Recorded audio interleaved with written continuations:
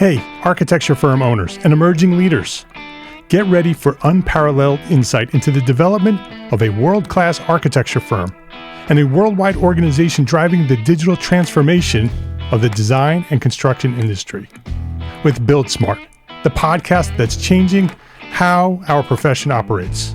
We share the incredible stories behind innovation in the building industry with my friend and co-host, Patrick McLeamy, FAIA, former CEO of the international architecture firm, HOK.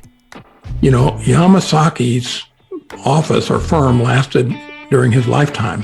And when he passed away, I think that was the end of the Yamasaki office. Helmut did not want that. He wanted a firm that would live out and grow beyond the founders.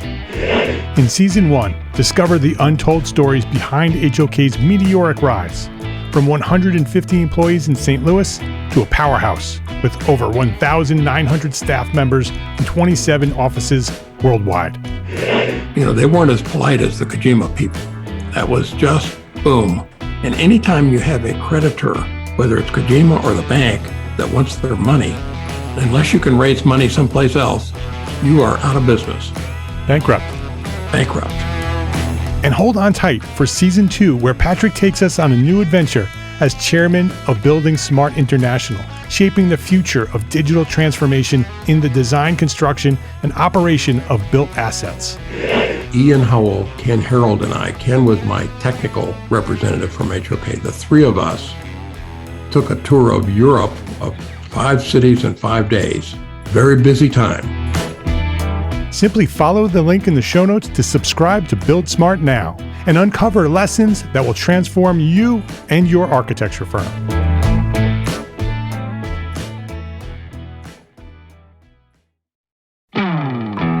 Hey, architecture firm owners and emerging leaders.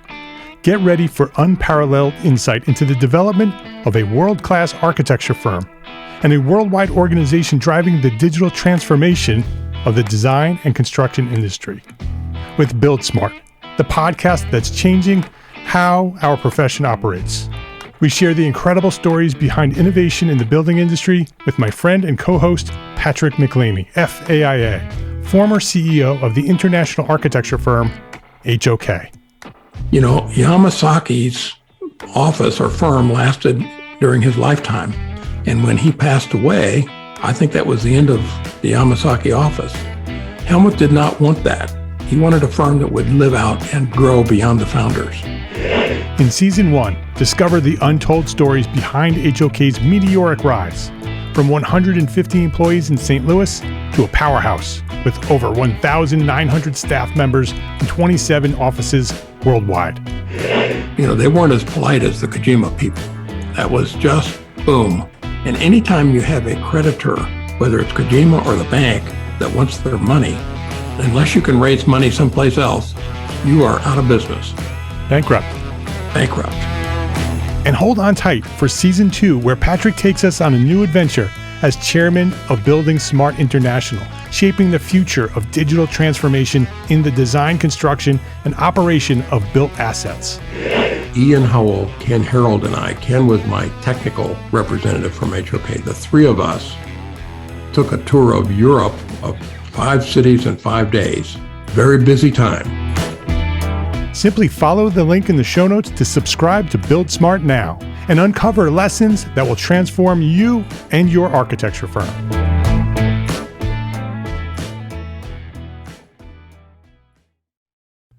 My name is Mark R. LePage, and you are listening to EntreArchitect Podcast, where each week I speak with inspiring, passionate people who share their knowledge and expertise, all to help you build a better business as a small firm entrepreneur architect.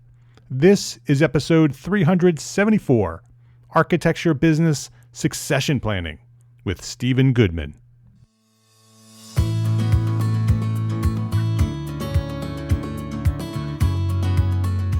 This episode of EntreArchitect Podcast is supported by our platform sponsor, ArCAD, the online resource delivering quality building material information, CAD details, BIM specifications, and so much more at arcat.com. Stephen Goodman, welcome to EntreArchitect Podcast. Mark, thanks for having me. I'm looking forward to it. It's great to have you here. For more than 20 years, Stephen Goodman has provided insightful solutions to the challenges of business succession, wealth preservation, and charitable planning, focusing on the needs of owners of closely held businesses and high net worth individuals. He currently serves over 200 clients.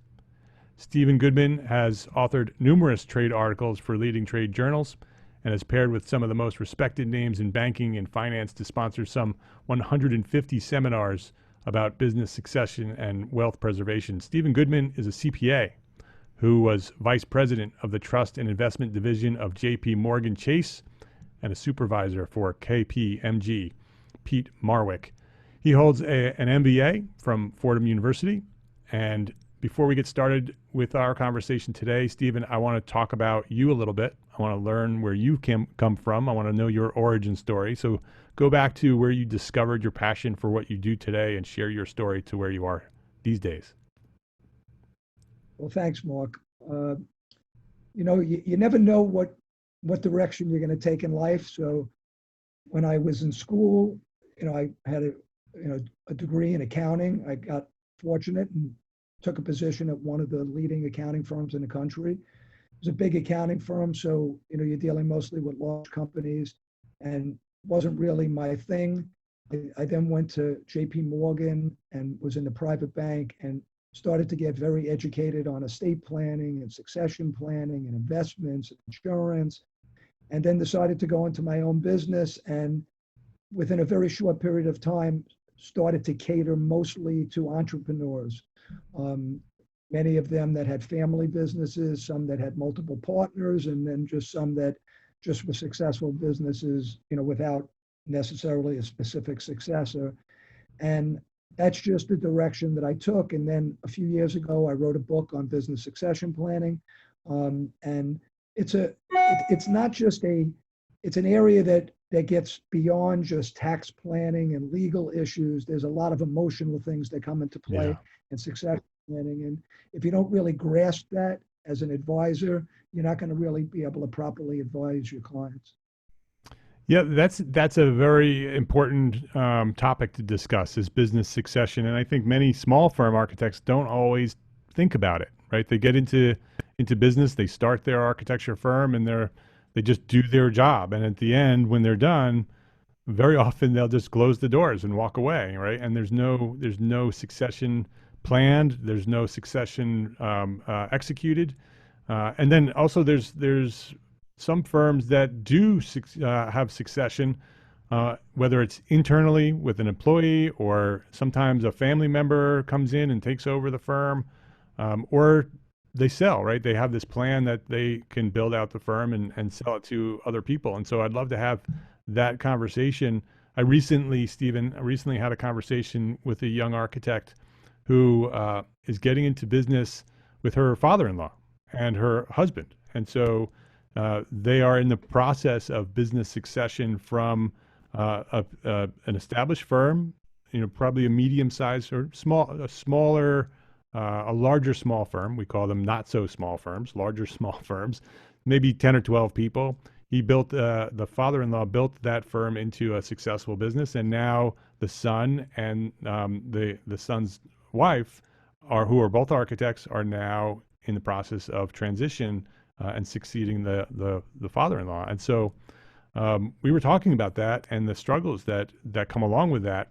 And what are some of the things that someone in that position where you are, there is a succession planned, or not necessarily planned, but they want to transition from a founding member of the firm to a family member in the firm? What are some advice that you can give them? Well, yeah, I mean, the first thing, Mark, is everybody has a succession plan, whether they plan it or not, because if, God forbid, something happens to you, either you get very sick or you die, there's a plan.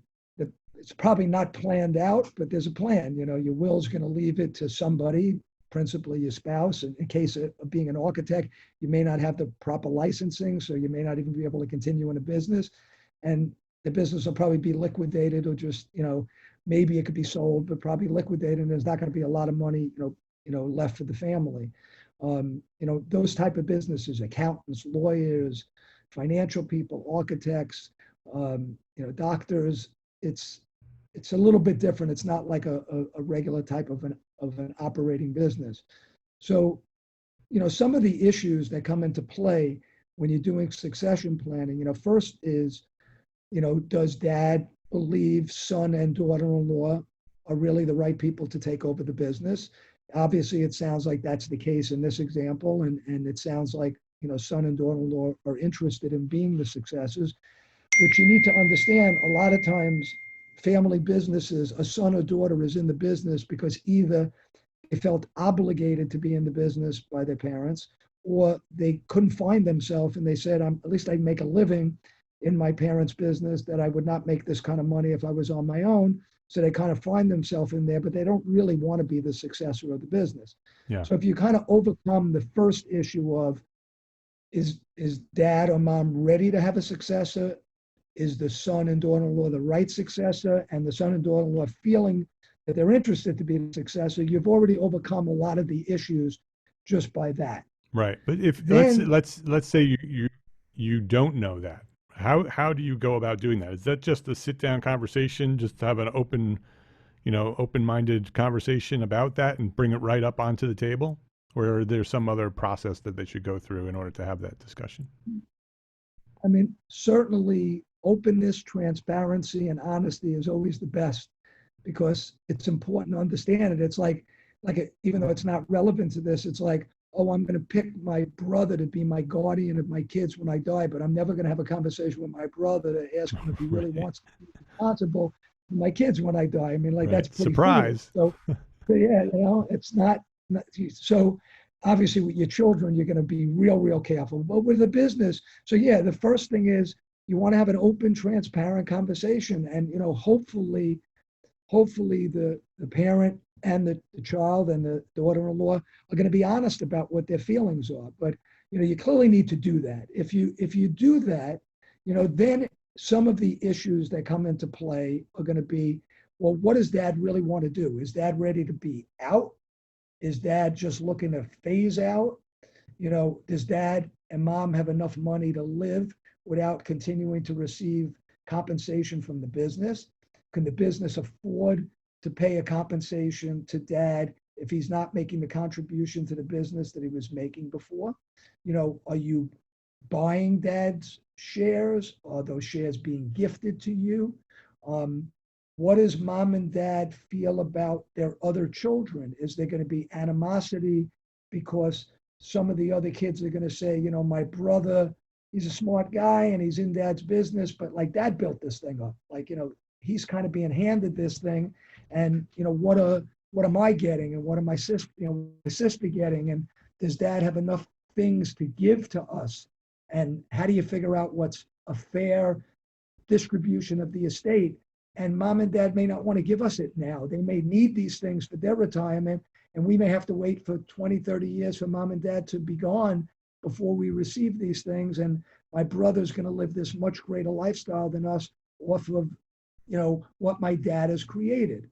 Now, certain businesses, architectural businesses, you have clients, but it's like you get projects. You have to just keep getting projects. So there is a responsibility, and there is a risk to the next generation. Can they really maintain this business?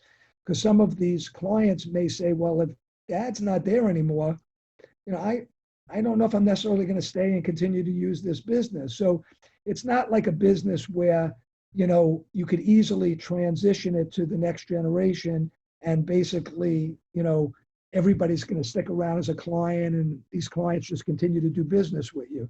So you have a lot of those issues would come into play. So it sounds like there's a lot of expectation management, that you need to have that big open conversation.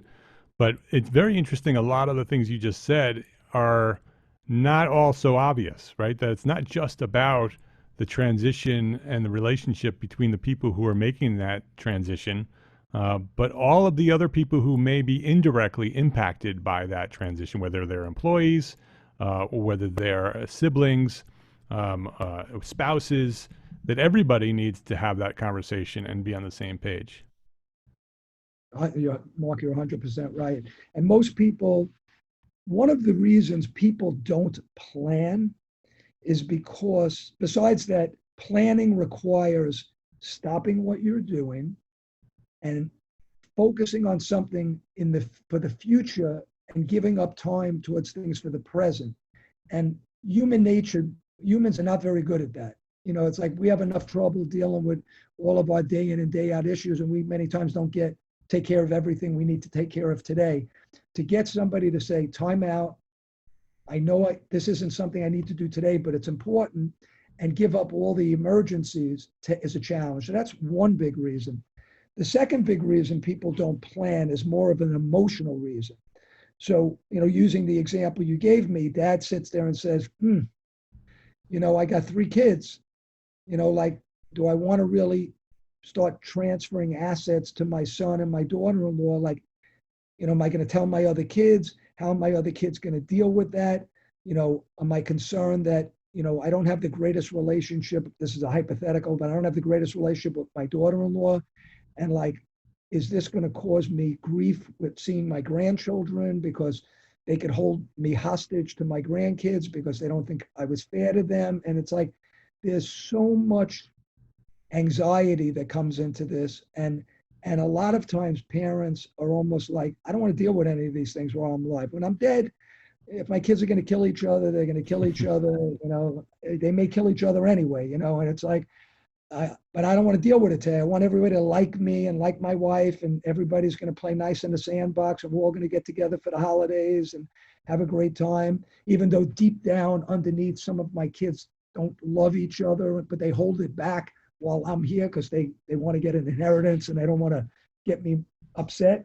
So there's a lot of that goes on. And then when you start it, and like you start to you test the waters and you kind of see how they're reacting, and then you're like, I knew this is why I didn't want to do this. And then a lot of times they kind of go back and they retreat and they tell all their advisors, I don't want to deal with this right now, because they just see, like, even though it may be the smart thing to do, it's going to lead to too much anxiety and stress and family feuds that, like, I'm just not going to deal with it right now. So you're right. I mean, there's a lot of, and employees, true, employees even, like, do they have respect for the son or daughter that's going to take over the business, or they feel like they were just handed it, and maybe they don't want to stay. Maybe like the employee dad is 65 and the employee's 50 and the kids are 30, and like, do I want to be reporting to this 30-year-old who I know more about the business than they do? And then you may not keep some of your key employees. They may leave. They may go to competitors. So all of those things come into play. We will return to our conversation after this quick break to say thank you to our platform sponsor, ARCAT. As more businesses and tenants demand green design in their buildings, LEED certification is more important than ever. And while ARCAT is known for being red, with their big red A, they can help you go green. ARCAT provides thousands of LEED reports from building product manufacturers on how their products can help you make the green choice that's right for your project. Head over to arcat.com and find the information you need for LEED. arcat.com. That's ARCAT.com. Please visit ARCAT today and thank them for supporting you, the EntreArchitect community. Yeah, and so there's a lot of talking that needs to happen. Once you go through that process and you have those conversations with the spouses and the siblings and the actual people that you're going to transition with, the employees, is there some sort of document process that needs to happen in this planning process? So you have this conversation, everybody agrees, we're going to go ahead with it, we've worked out all the issues. What do we do after we sort of set those expectations? Well, clearly, some of the things are not really something you're going to document. They're just conversations that you've had, expectations, but anything that's important, like who gets the shares and when they get the shares and what happens if someone gets divorced or if they die or they get sick, and or trying to retain key employees. those you have to document, and that's obviously going to be done by a lawyer that either is the current, corporate, tax lawyer that the family deals with, or, somebody on the team is going to recommend somebody in. But it really, you hit upon like so many different verticals. And, one of my, if I was to say, like, what is my biggest selling point, my unique selling proposition, is that I know so much about so many different subjects. So I'm a CPA, but I'm not even my own accountant. I have no interest to do it. But being an accountant, I understand all of the tax and financial statement issues. I'm not a lawyer, but I've been involved in so many estate plannings and succession plans. I can't draft documents, but I understand every element. I know everything about all the investment and insurance products and pension issues. So it's like a lot of people value me on the team because I'm like the person in the UN that could speak 5 different languages, so nothing slips through the cracks. And all of the team members are usually smart and they know their business and they know a certain amount about what everybody else does. But generally, I'm the person that kind of really gets everything.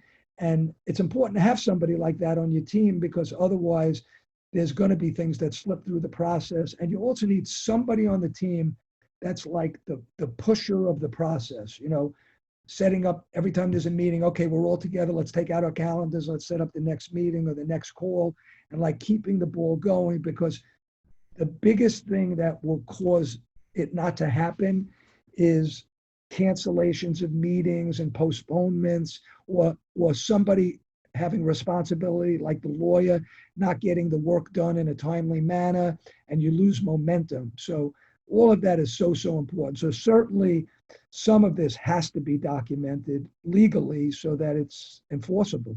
Yeah. And so the position that you fill, the role that you fill, is the guide essentially through this process, that you've been through it before. You've had lots of experience with many different scenarios. You have an understanding in legal, you have an understanding in tax, you have an understanding in psychology, right? You understand a lot of different pieces. And so to have somebody on your team that can sort of translate the things you might not understand, show you the path to success because they've done it before, is critical. So if that person is important to have on your team when you're starting this process, how does someone, obviously they can reach out to you, but if they want to find somebody local to them, what are some of the suggestions you might make to find that right person? Because there's a lot of people who say, oh, we'll do succession planning, but how do you find the right person for you? Yeah, well, it's not always easy. I mean, a lot of times it comes from recommendations from people that you trust. Where the problem comes into play, and I have a lot of respect for CPAs and attorneys. I work with many of them. I refer them business. They refer me business. But a lot of times ego gets in the way. And with most businesses, there is usually an advisor. I would say more times than not, it's the CPA. Occasionally, it's the lawyer. That's the one with the deepest, closest relationship. And a lot of times there's egos involved, and that person wants to be the kind of coach and the center of this process. Sometimes they don't even want the other people in the process, but if they do have them in, they want to be the one kind of moving it along. And a lot of times the family and the business looks to that person and they don't want to step on that person's toes. But many times the CPA and the lawyer are not necessarily the right person to do this. They should be involved in the process. They're very valuable and they're needed, but they maybe shouldn't be the quarterback. So, you could look up family business consultants. You could try to get recommendations from other families to see who they've used in the process. I would say most of the time, a person like me is not generally who's quarterbacking the process, not because it's not the right thing. It just isn't what normally happens. It's normally the accountant or the lawyer is going to be the one that you're going to find is kind of quarterbacking the process. Right. Do you recommend that once you find that person, whether it's a CPA or whether it's a lawyer or whether it's someone like you, that you allow them to sort of establish the team of consultants who are going to do the work? Or is it okay to sort of say, okay, I'm bringing in my attorney and my CPA, and I'm going to have this person who's going to be in charge? Do you have a recommendation on that? It's actually a good question. I mean, look, it's very difficult for somebody to like, no matter who they meet and how smart they think that person is, to just abandon, their team of advisors that they trust over the years. So I would say generally, you're going to work with their existing advisors. The client is going to try to dictate to a degree how they would like to see this process happen. They aren't necessarily going to say, "Oh, you're reporting into this new guy." In the process, they're just going to say, "Steve or John or Mary is now part of the team," and hopefully everybody's going to play nice in the sandbox. And if everybody plays nice in the sandbox and everybody's skilled, you could work with the existing team. I would say that a lot of times the lawyer is not necessarily, they may have like their business lawyer, but that this may not be what their real specialty is. Right. And you don't necessarily have to get rid of your lawyer. Like most people have one accountant, they don't have like 5 accountants, but many people have multiple lawyers for different reasons. So it may just be that you may have to bring in a different lawyer with a different skill for this, that you're not going to necessarily get rid of your existing lawyer. You just may not use them for this particular purpose.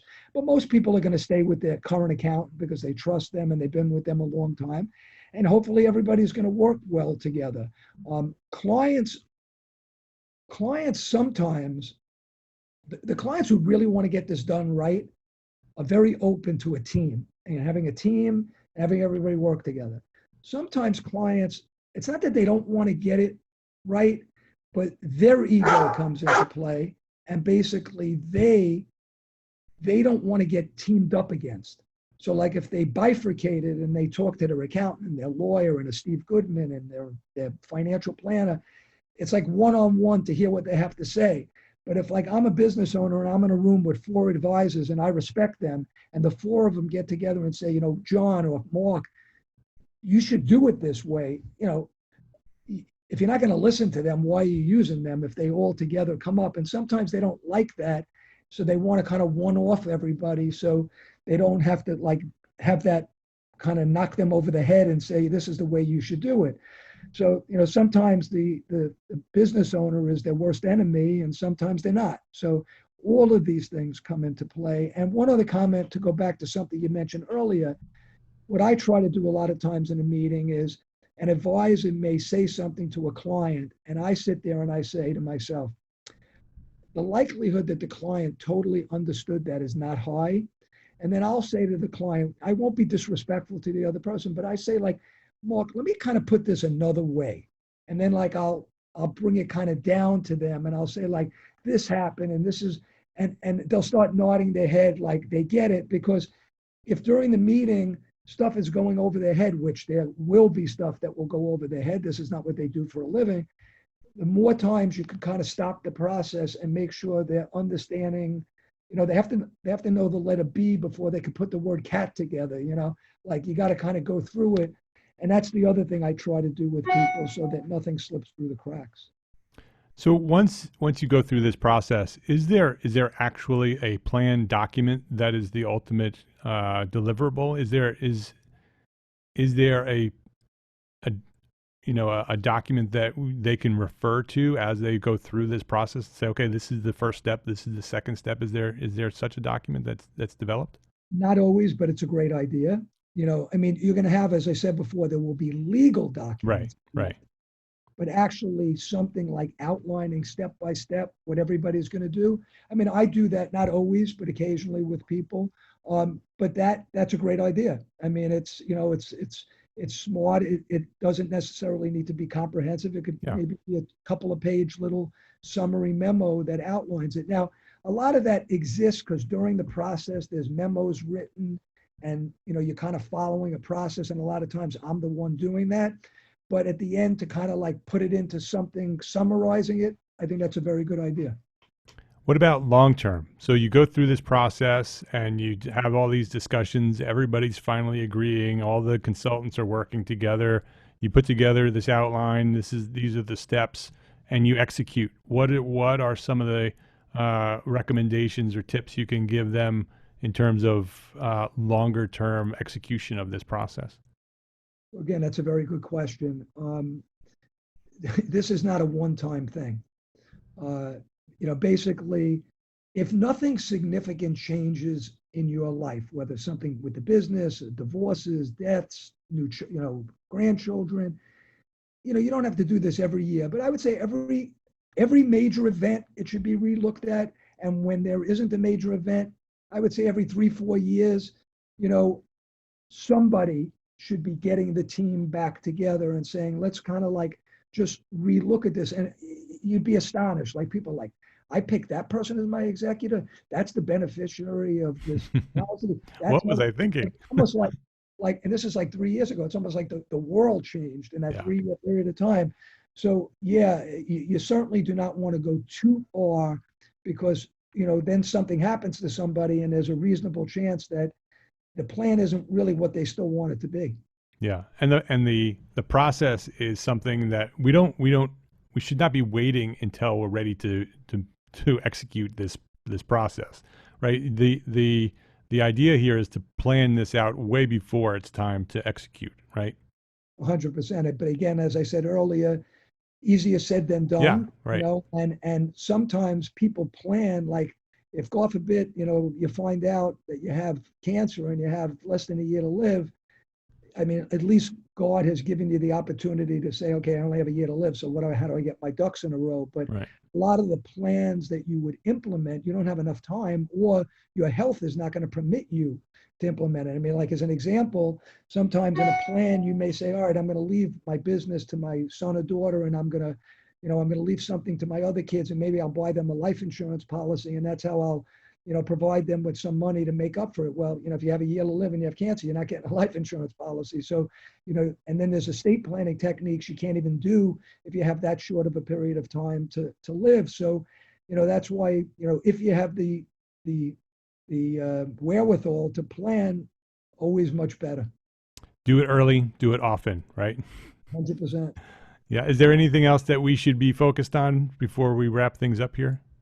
Well, look, this is a subject that we could talk about for hours. Like we've kind of just had like a little bit of a tip of the iceberg. Sometimes which a lot of this is in my book, which I'll reference to in a minute, but a lot of times, I'll also get into like fact patterns. Like I got one kid in the business, one kid not in the business, 2 kids in the business, 1 kid not in the business. What are some of the problems that come out in all these scenarios? And each one of them has their own little dilemmas. So, there's a lot more depth you can get into in this area. Yeah. What's the name of the book? It's a business succession planning. And I have I have 2 sites. One is called stephengoodman.biz, where you could download a free copy of the book. It's about 100-ish pages. It's written more for the business owner than necessarily for the CPA or attorney. I mean, it's, a little bit technical stuff, but not that much. And then, also you can come to my website, shgplanning.com, where I have a blog with about 60 different articles that touch upon a lot of subjects, many which we didn't cover today. Great. All right. So final question before we wrap things up. What is one thing a small firm architect can do today to build a better business for tomorrow? I'm a believer of surround yourself with a lot of smart people and be very open-minded to communicate with them and get advice from people. The more people you speak to, everybody's going to hit you with something different. And I'm a believer. I want to learn every day. Like any day that I haven't learned something is a day that's passed me by. And sometimes it relates to my business, and sometimes it relates to nothing to do with my business. Sometimes it could just relate to how you get along with people. So that's my biggest advice, is just have smart people around you and always be open to talk to new people. Good advice. Stephen Goodman. It's shgplanning.com is his website for the business. If you want a copy of the book for free, stephengoodman.biz. It's STEVEN Goodman.biz. Stephen, this has been very interesting, very informative. I appreciate you for coming on the show today and sharing your knowledge at EntreArchitect Podcast. Well, thank you for having me. I've really enjoyed it.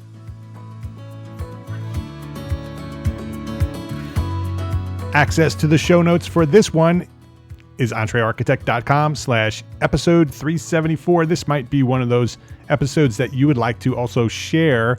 Succession planning is one of those things that we all need to be thinking about, and we're not always thinking about it.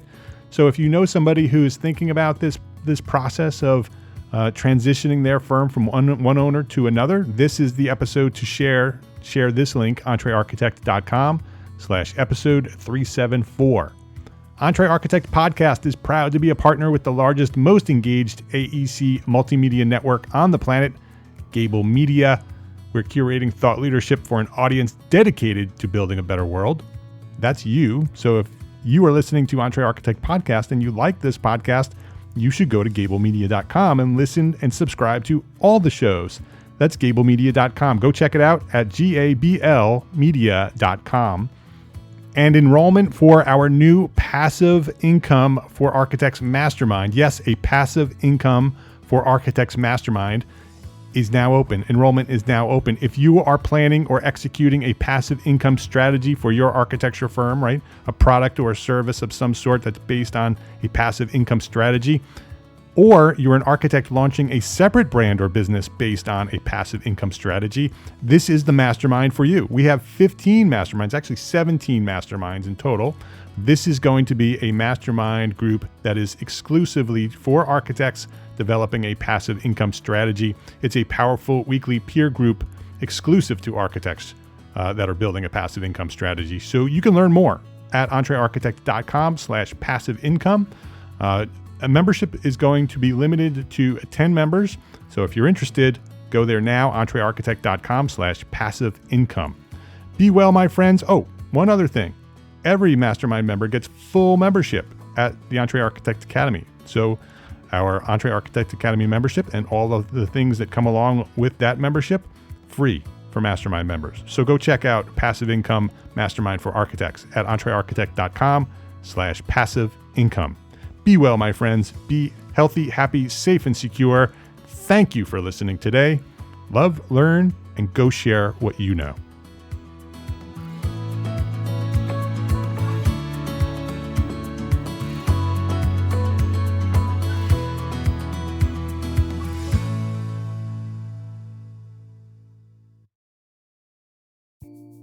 Imagine earning continuing education credits while doing exactly what you're doing right now. Well, you can. Gable Media has revolutionized the way you earn your continuing education credits with a groundbreaking approach. Forget running around town and scouring the internet for credit-worthy courses. Fulfill your CE requirements effortlessly by listening to engaging podcasts just like the one you're listening to now. Our podcasts are designed to educate, entertain, and inspire, all in a user-friendly environment. But wait, there's more. Architects, Gable Media is also approved as an AIA continuing education services provider. Upon completion, we handle everything, from reporting your hours directly to the AIA to storing your certificates in your personal Gable Media profile for your self-reporting needs. So follow the link in the show notes and start earning your credits in the most innovative and entertaining way possible with Gable Media. Attention architects and creative minds, get ready to supercharge your brand with Build Your Brand, the podcast that's unlocking the secrets of branding success for creatives. Hey there, it's Mark Arlepage, founder of EntreArchitect, and I'm inviting you to join my friend, architect marketing expert Jeff Eccles at Build Your Brand podcast, where he explores the captivating stories of the world's top brands and transforms their lessons into powerful moves for small firm architects and creatives like you. In Season 1, Jeff shares the thrilling tale of Southwest Airlines, where he dissects their journey to the summit and distills it into strategies tailor-made for you. It's important to keep in mind that companies like Southwest compete in the real world, just like you, and face real-world challenges, just like you. You might be surprised at how similar those challenges are to the struggles that you grapple with on a day-to-day basis. Don't miss out on your blueprint for success. Subscribe, tune in, and let's build your brand together. You may have noticed that the very best brands in the world are also known for having somewhat unique corporate cultures. That's often the glue that holds everything together when they encounter those rough spots. We don't do it because it inconveniences the passengers to whom we are primarily dedicated, the short haul, frequent flyer.